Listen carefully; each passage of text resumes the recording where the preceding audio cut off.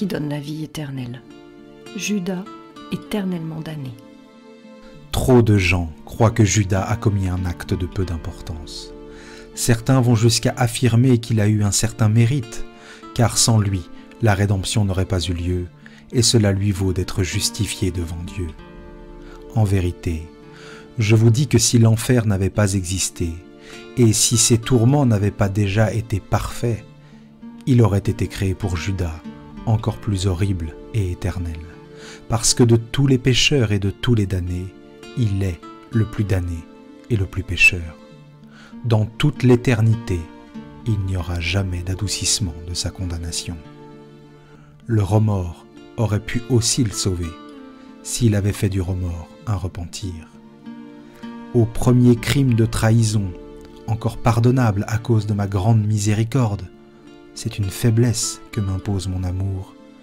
Il a joint les blasphèmes, les résistances aux voies de la grâce, qui voulaient encore lui parler par l'intermédiaire des souvenirs, des terreurs, par l'intermédiaire de mon sang et de mon manteau, par l'intermédiaire de mon regard, des traces de l'institution de l'Eucharistie, des paroles de ma mère. Il a résisté à tout. Il a voulu résister, comme il avait voulu trahir, comme il a voulu maudire, comme il a voulu se suicider. C'est la volonté qui compte, dans le bien comme dans le mal. Lorsque quelqu'un tombe sans la volonté de tomber, je pardonne. Regarde Pierre, il m'a renié. Pourquoi? Lui-même ne le savait pas exactement. Pierre, un lâche? Non, mon Pierre n'était pas un lâche. Contre la cohorte et les gardes du temple, il avait osé frapper Malchus pour me défendre au risque de sa vie. Ensuite, il s'était enfui sans avoir la volonté de le faire. Il a renié sans avoir la volonté de le faire. Plus tard, il sera bien resté fidèle et avancé sur le chemin sanglant de la croix, sur mon chemin, jusqu'à arriver à la mort sur la croix. Il a su par la suite donner de moi un excellent témoignage, au point d'être tué à cause de sa foi intrépide. Je le défends, mon Pierre. Sa défaillance a été la dernière de son humanité, mais sa volonté spirituelle n'était pas présente à ce moment.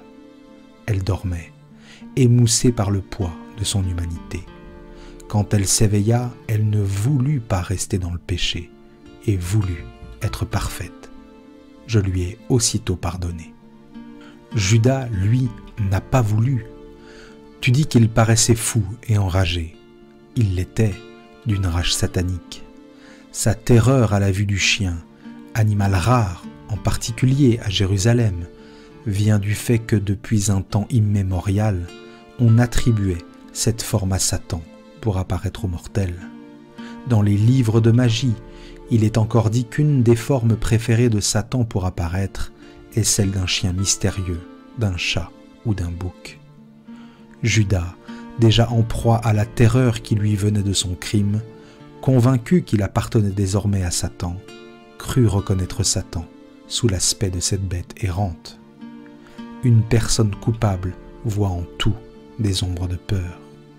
C'est sa conscience qui les crée. Ensuite, Satan excite ces ombres qui pourraient encore susciter du repentir dans un cœur, et il en fait des larves horribles qui amènent au désespoir.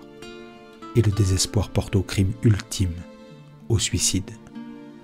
À quoi bon jeter le prix de la trahison quand ce dépouillement n'est que le fruit de la colère et n'est pas fortifié par une volonté droite de repentir? Dans ce cas, se dépouiller des fruits du mal devient méritoire, mais comme il l'a fait, non. Ce fut un sacrifice inutile. Ma mère, et c'était la grâce qui parlait, et la trésorière qui accordait le pardon en mon nom, ma mère lui dit « Repens-toi, Judas, il pardonne. » Ah oui, je lui aurais pardonné, s'il s'était jeté aux pieds de ma mère en implorant « Pitié !» Elle qui est la mère de miséricorde, elle l'aurait recueilli comme un blessé. Sur ces blessures sataniques par lesquelles l'ennemi lui avait inoculé le crime, elle aurait répandu ses larmes salvatrices. Puis elle me l'aurait amené au pied de la croix, en le tenant par la main pour que Satan ne puisse le saisir et les disciples le frapper. Elle me l'aurait amené pour que mon sang tombe d'abord sur lui, le plus grand des pécheurs.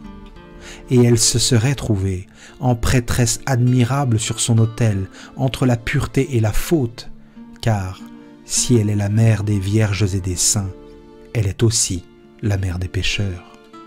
Mais Judas n'a pas voulu.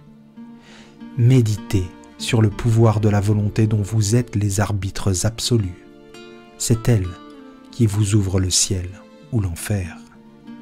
Méditez sur ce que veut dire persister dans la faute.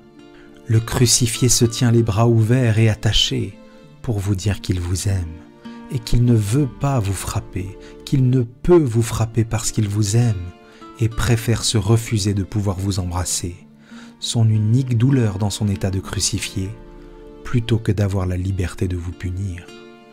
Le crucifié, objet de divine espérance pour ceux qui se repentent et veulent se détourner de la faute, devient pour les impénitents un objet d'une telle horreur qu'elle les fait blasphémer et user de violence envers eux-mêmes. Ils deviennent meurtriers de leur esprit et de leur corps à cause de leur persistance dans la faute.